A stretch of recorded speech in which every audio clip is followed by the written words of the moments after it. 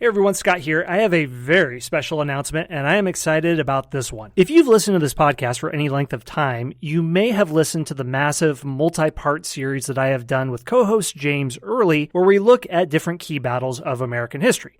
Key battles of the Revolutionary War, key battles of the Civil War, key battles of World War I. Well, James is launching his very own podcast, and it has that name in it, Key Battles of American History. And what he's going to do is show how war has played a key role in the history of the United States from the nation's founding right down to the present. Wars made the U.S. independent and kept it together, increased its size, and established it as a global superpower, and understanding America's wars is essential for understanding American history. Well, if you have enjoyed those series, and I'm sure you have, a lot of people have commented on this show that some of their favorite things have been when James and I discuss things. You're going to absolutely love James' new show. He's already a few episodes into season 1, and what he's doing is looking at some of his favorite movies about World War I. If you know James, you know he loves his historical movies. They include All Quiet on the Western Front, Gallipoli, Paths of Glory, They Shall Not Grow Old, Beneath Hill 60, 1917, Sergeant York, and others. James and I are already deep into recording season 2 of the series. We're doing a massive 30-episode or so series on the key battles of the Pacific theater of World War II, and I really think this is going to be our best series ever. You can also subscribe to James' new show on any podcast player of your choice. To give you a sample of what it will be like, I'm going to play a little snippet of his episode on All Quiet on the Western Front, so I hope you enjoy.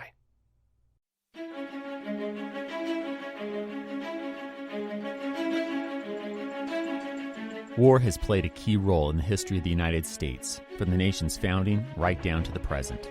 War made the U.S. independent, kept it together, increased its size, and established it as a global superpower. Understanding America's wars is essential for understanding American history. Welcome to Key Battles of American History, a podcast in which we discuss American history through the lens of the most important battles of America's wars. Here is your host, James Early.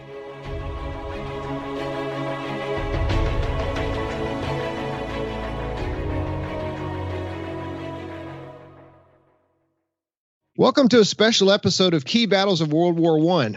I'm James Early. This is the first of a projected mini-series of episodes in which a distinguished guest and I will discuss several of the best movies about World War I.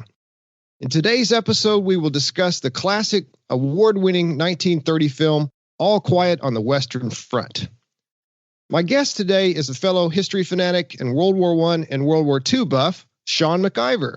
Sean is a co-host of the excellent podcast Come and Take It. He's also a major movie buff and a friend of mine, and I'm excited to have him with me. Sean, how you doing? Doing well. All right. Well, we're going to break this movie down. We're just going to run through it, and we'll be doing kind of a summary of what happens in the movie, and then we'll talk about, just give some commentary on it, talk about how it was received at the time, how it's stood the test of time, and what it says about not just the war itself, but about the author and the times in which it was written. So we're going to have a great time. This is a terrific movie based on a terrific book, and I'm really excited to be doing this. All right, so we'll start with some introductory information. The movie came out, as I mentioned, in 1930. It's based on the classic war novel, or you could say anti-war novel, All Quiet on the Western Front, written by Erich Maria Remarque. The book came out in 1929, and the movie came out the year after that, 1930. It's 2 hours and 32 minutes long, so it is not a short movie. It's, of course, black and white, like every movie just pretty much back in the 1930s. It was directed by the American director Louis Milestone, and it stars Lou Ayres and Louis Wolheim, John Ray, and several other people. If you look on Rotten Tomatoes, it gets very high ratings, 98% from the critics, 89% from the audience. So very highly rated movie, seen by many, many people throughout the years. I mean, it's almost 100 years old by now. We're recording this in 2020, so it's a 90-year-old movie. But it's stood the test of time very well. And we are going to see again what it says about the war, what it says about people's reaction to the war. I should say that Remarque was he was a veteran of the war himself, so it's partly based on his own war experiences. Sean, did you want to add anything to that introductory section? No, it's an extremely famous film and one of the all-time classic films.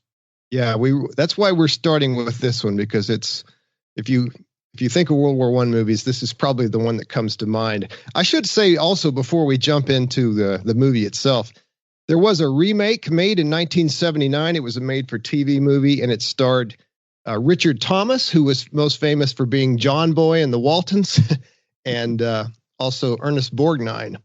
I actually saw that movie in high school. I was in a world history class, and the teacher showed it. So that was my first experience with All Quiet on the Western Front. I hadn't seen the 1930 one until this year. I've seen it twice this year now. Yeah, I saw it in college, the original one, in a college film class, and that's probably the last time I've seen it. Although I had seen for years before references to the movie in World War II books, specifically the American Heritage Pictorial History of World War II. There's a section on anti-war films and sentiment before the war. And that one's specifically mentioned. I did want to add that Louis Milestone is actually a Russian who immigrated to America before the First World War. His birth name was Leib Milstein, and he was born in Bessarabia in Russia. But he anglicized his name to Louis Milestone and became a Hollywood director. All right. Well, that's fascinating information. Now, let's go ahead and jump into the movie itself. So I have divided the movie just for my own purposes to make it easier to attack it, take it one bite at a time. I've divided it into 8 parts, and these aren't technically scenes or anything like that necessarily. I guess you could consider it that way, but we're just going to call them parts. This is segments. Segments. This is just my division, and Sean agrees with me. So we'll start with the beginning. That's a good place to start always. And so the first part takes place in 2 locations. It takes place in a schoolroom and then also in a training camp. And in the opening scene, we see a bunch of young men, probably 18 years old or so, 18. They might be advanced high school students. They're in a classroom, and their teacher is called Professor Kantorek. And the war has broken out. It's early in the war. The professor urges his students to join the war. He gives a great speech, whips them into a frenzy, tells them they need to go out and serve their country, and if necessary, even die for their country. And he quotes a Latin saying, which is dulce et decorum est pro patria mori. That was a very common statement made back at the time, which means in English, it is sweet and fitting to die for one's country. And the boys all jump up, or young men, I should say, they jump up and they're all fired up and ready to go march off and serve the Kaiser, except for one. There's one student named Bain who is reluctant to join up, but being with peer pressure and everything, he finally agrees to sign up. Remember that name, Bain. We'll talk about him a little bit more later. So the main character is a man named Paul Baumer. Paul Baumer is played by Ayers. And he and the other new recruits, they march off, they report to the barracks, and there they're greeted by one of the bad guys in the movie, one of the antagonists, a man named Himmelstoss. Himmelstoss had been the mailman in Paul's hometown, but he's now a corporal, I believe, and he's one of the people that's tasked with training the new recruits, and his authority that he's been given kind of changes him a little and turns him into this mean, tough, kind of, in some ways, like a stereotypical drill sergeant like you see in a lot of military movies, but even worse, he's kind of developed a cruel and sadistic edge, and he confronts the new recruits. He orders them around. He drills them in a humiliating way. He's constantly making them drop down into the mud and get up, and then he gives them a ridiculously small amount of time to get cleaned up. And he's a martinet. He is a martinet. And the boys, I keep calling them boys, they're really young men. When they finally have enough of it, and they realize that he's gone off to a bar, and so they lie in wait for him by the side of the road. And when Himmelstoss is coming home from the bar, he's pretty much blasted. He's inebriated, and he's walking along. They grab him, they cover his face, and they beat him, and then they run off, and so they get the reward against good old Corporal Himmelstoss. Yeah, it's a Himmelstoss, and actually there's a scene very early in the movie when there's troops marching through the town and everybody's cheering, yay. I believe someone mentions it seems to imply it's about 1915 because they've talked about that they nearly have beaten the French and they've nearly beaten the Russians. So I think it implies that it's somewhere around 1915. The initial fighting has already been going on. The war is already going. But the Himmelstoss is the mailman, and he's delivering some mail to a shop owner. And the boys, a couple of the boys, kind of run up and grab him and tease him, and they seem to be teasing him. And that's how they treat him when he comes into this camp. That's this barracks, because he told the shop owner, "Oh, I've been called up as well. I'm a reservist," and which is interesting because he was not called up in 1914 when the war started, and he didn't volunteer in 1914 when the war started. When they invaded Belgium and France, he waits until 1915 when they call him up when they need some more resources. So, but yeah, they tease him in the town, and then later, that's what they tease him when he walks in, all puffed up in his Prussian uniform, and that's what sets the antagonistic relationship with them. So I just thought it was interesting. The Himmelstoss. I don't know what Himmelstoss in German means, but it was an interesting name, and I tried to look it up, but I couldn't really find a good translation. Yeah, it's interesting. That's one of the themes of both the movie and the book. I should say, it's going to be hard for me not to refer back to the book. I'm going to try not to that much, but the book is just so great. I've never actually read the book, so I just recently re-listened to it on Audible.com. But I'll tell you what, it's much better than the movie, which is usually the case. And whenever a book is made into a movie, they're not always able to get in all the things. The book is very psychological. A lot of it is Paul's thoughts about the war and about his own life and about other people. And that's just hard to convey into a film. In the film, there's a lot of chit chat between the different characters, Paul and all of his various friends that join up into the army. And then Paul meets new friends that are not from his hometown, and they do a lot of back and forth dialogue, and that's just made up. That's not in the book. But 90 years later, it's hard to see the scene with the professor and the scene with the young men all rushing off to join, and the scene with Himmelstoss with this first section. It's hard to see this and not remember that this wasn't the stereotypical portrayal. This was the prototype. This was the one of the very first movies that really the book was one of the first stories of really calling to attention the older generation without a stake and without their own risk sends young men off to war. It entices them, in fact, to go off to war to die. And this is 1930. Their film had only been around for 30 years, 35 years. The sound had only been around for 3 years. So you look at that and you now are like, oh, that's kind of I've seen that scene before. Well, this is the first scene that this really was seen. Yeah, we've seen it a million times because of this movie. Yeah, exactly. It really set the standard for the, I guess, anti-war, for lack of a better word, a movie that questions war instead of celebrating. The critical portrayal of war. And Himmelstoss, both in the movie and the book, is kind of the embodiment of one of the themes of both the movie and the book, and that is that you can take a regular person, but as soon as you give them authority, put a stripe on them, or 2 stripes or 3 stripes, or put an eagle on their shoulder or whatever, and they turn into a different person. Sometimes you talked about how Himmelstoss had been kind of picked on in the hometown. Now he's going to give it back. He's going to turn around and pick on others. He was this humble mailman back in the hometown, and now he wants everybody to know that he is the boss. And he's going to let you know that he's always going around saying, aren't you going to salute a superior officer? How are you going to talk to a superior officer? Things like that. So yeah, and he's just corporal. Yeah. He thinks he's this big deal. he himself is going to get ordered around later on. Just one fun fact, too. I got to mention this again. I'll try not to refer to the 1979 one too much, but Himmelstoss in the 1979 version is played by Ian Holm.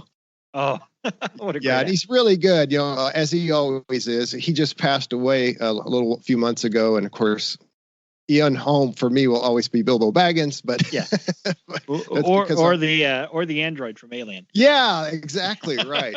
Yeah, we gotta work in Lord of the Rings to every movie somehow. Yeah, Lord of the Rings reference. The 1979 movie definitely has more stars. Donald Pleasance and Patricia Neal are also in it. Right. Yeah. All right. Well, so we've set the stage here. Let's move on to the second part. Now they've gone to the front, and once Paul arrives at the front, he meets some of the soldiers in his company. One of the people he meets, and this is going to be the other major character besides Paul himself, is a man named Stanislaus Kat Kaczynski. And he is a master. He's an older man. He's about 40 years old. He's a master of finding food, which is always a plus when you're in the army.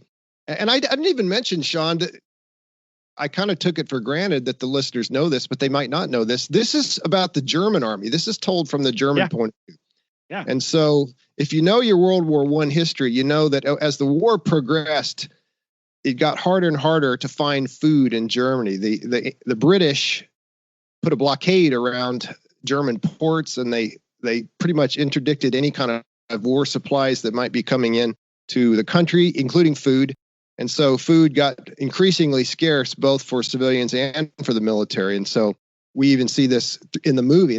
They do a great job of showing this, that at the beginning of the war, food is sometimes scarce, sometimes not. But by the end of the war, it's always scarce. Mm-hmm. And even Kat later on is going to have trouble finding food. But at the beginning of the movie, which is probably, as Sean mentioned, around 1915, this fella Kat, he just goes off, he wanders off, and he comes back with, lobsters. Was it crabs? Lobsters. He came back with lobsters one time. He came back with a pig another time. And so he's a good man to have in your company. And it's yet another, your point is good, because not to derail things, but that's yet another point that Remark would make about the futility of war, because we also know that by 1917, the British were starving too because of the U-boats.